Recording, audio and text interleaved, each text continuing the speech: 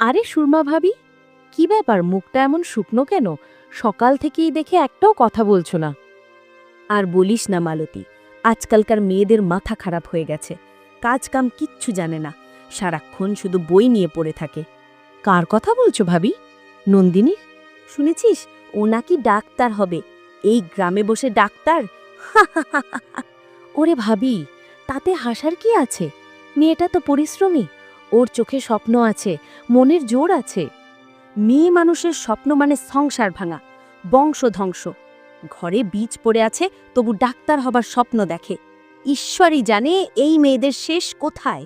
ভাবি, মেয়েরা মানুষ হলে কার ক্ষতি? বরং গ্রামেরই নাম উজ্জ্বল হবে। এই সব শহুরে কথা বলিস না মালতী। মেয়েদের অত স্বাধীনতা দিলে সংসারই থাকবে না। এখনই দেখিস ওর সেই পড়াশোনার জ্বালাতনেই খরা লেগেছে গ্রামে। কি বললে ভাবি? খরার দোষ নন্দিনীর ঘাড়ে? বুড়োরা বলছে পাপের গন্ধে আকাশও শুকিয়ে গেছে। গ্রামের কোনো মেয়ে যখন নিজের সীমা ভুলে যায়, তখন বৃষ্টি নামতে চায় না।